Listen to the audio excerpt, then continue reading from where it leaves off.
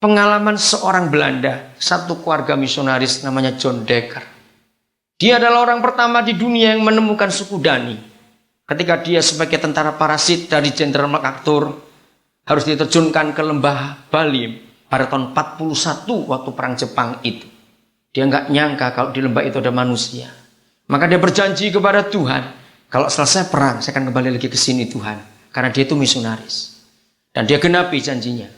Tahun 52 dia mendarat untuk kedua kali di kampung itu. Dia bawa istrinya, dia bawa anaknya yang baru umur berapa bulan, hampir setahun.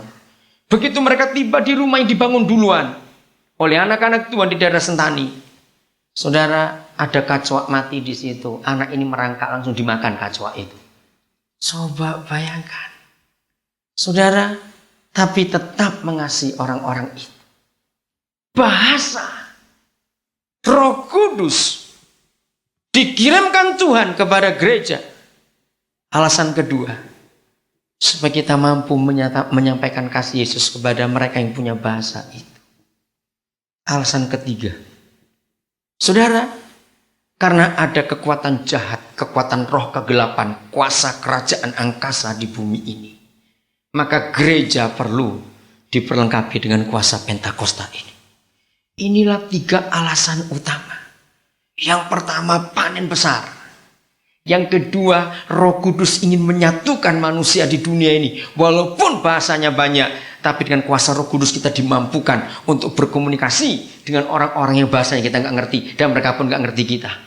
Kalau pakai istilah lain, maka Roh Kudus Pentakosta itu penterjemah kita untuk menyampaikan ke suku-suku itu. Yang ketiga, kita perlu menerima kekuatan supranatural. Karena setiap perjuangan, setiap hidup kekristenan kita, pernahkah seorang menyadari, begitu kita percaya Yesus, hari itu juga kita tekan kontrak perang dengan iblis. Tanpa kuasa Pentakosta, tanpa kuasa Roh Kudus, tidak mungkin itu akan menang dalam peperangan hidup kita. Jadi Pentakosta itu nggak main-main, saudara. Memang setan sempat berhasil mengecoh gereja. Sehingga ada beberapa gereja yang tidak mau terima kuasa ini dan berkata itu miliknya gereja Pentakosta. Sayang, kuasa Pentakosta bukan milik gereja Pentakosta, itu milik Tuhan Yesus. Diberikan kepada gerejanya. Maka saat ini kita mempelajari kebenaran ini bukan cuma untuk kita. Dari 3 hal tadi, teliti baik-baik. Tidak ada yang dikerjakan Tuhan untuk diri kita sendiri. Selalu untuk yang lain. Panen.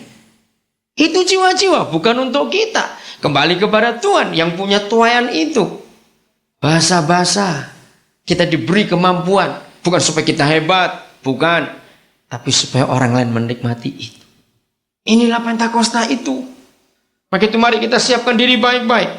Ada perkara-perkara yang dahsyat akan terjadi. Lalu apa yang Tuhan inginkan dalam kehidupan kita?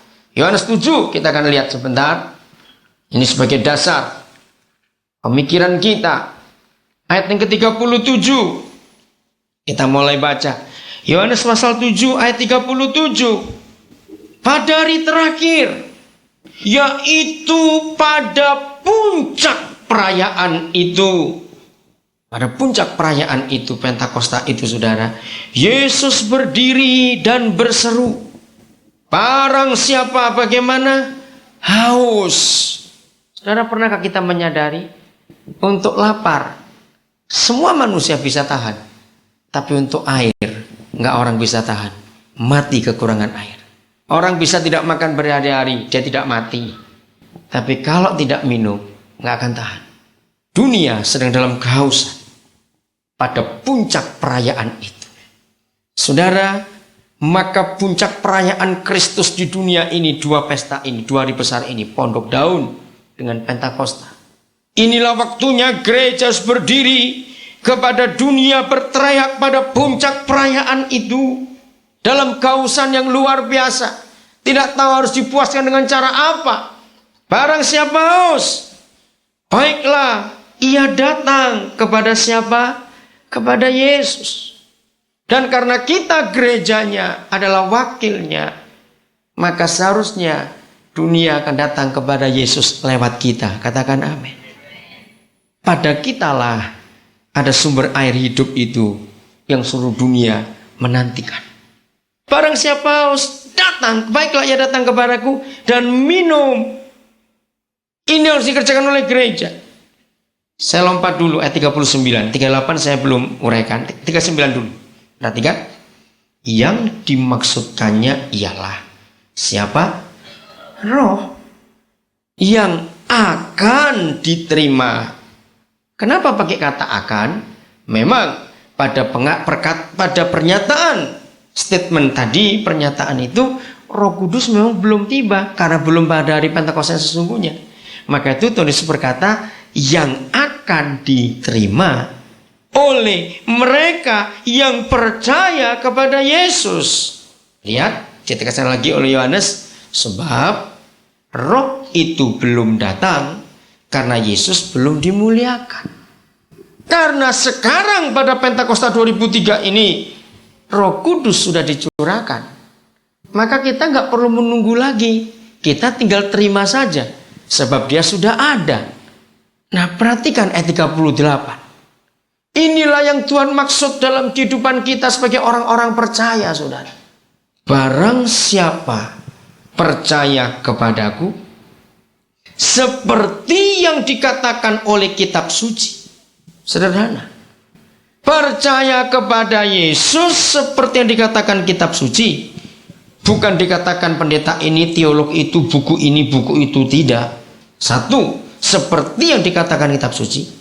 Dari dalam hatinya, dari pusat kehidupannya akan mengalir apa? Aliran. Roh Kudus tolong kami untuk mengerti kebenaran ini, dalam nama Yesus kami minta. Akan mengeluarkan, akan memancarkan.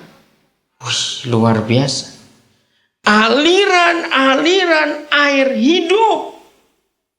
Saudara, masuk tahun 90-an yang lalu, PBB sudah memberi peringatan, warning kepada negara-negara di dunia. Itu awal 90-an. Apa warning PBB? Bahwa kalau pola hidup manusia, khususnya negara-negara industri, tidak berubah, maka dunia dalam waktu yang tidak terlalu lama akan kekurangan air bersih. Dan sekarang terjawab yang dikhawatirkan PBB. Saudara, kalau secara alam, secara jasmani, secara fakta, dunia sedang kekurangan air segar, air bersih. Saya yakin di dalam gereja Tuhan justru sumbernya. Kok sedikit yang aman? Saya percaya betul ayat ini. Entah bagaimana caranya, saya tidak tahu. Tapi saya percaya. Ketika betul-betul air bersih langka di dunia, saudara, maka ayat ini terjadi. Nanti orang-orang datang kepada air, sumber air itu. Dan perhatikan, Tuhan Yesus sendiri menyatakan, barang siapa percaya kepadaku, seperti dikatakan kitab suci, orang yang percaya dia, seperti yang Alkitab katakan, orang itu yang mempunyai aliran-aliran air hidup. Jangan coba-coba tafsirkan secara rohani. Sudahlah, terima apa adanya kata firman ini. Sederhana saja untuk percaya. Cuma jangan tanya saya dulu bentuknya seperti apa. Tapi jelas akan terjadi. Nah, saudara, inilah pesta Pentakosta. Yang belum baca selebaran, tolong saudara baca. Saya belum pernah menemukan gereja manapun yang di Indonesia ini setiap Pentakosta punya perhatian khusus seperti jemaat Basilia ini. Saudara baca uraian di tulisan itu. Ini pesta. Mari. Saya ingin ajak saudara lihat beberapa bagian dari nubuatan di Perjanjian Lama. Pestanya bentuknya seperti apa? Nggak main-main. Saudara, perayaan dari 7 hari besar orang Yahudi. Yang ada kata pesta cuma 2 ini. Pondok Daun dan Pentakosta. Yang lain tidak menggunakan kata pesta. Cuma hari raya.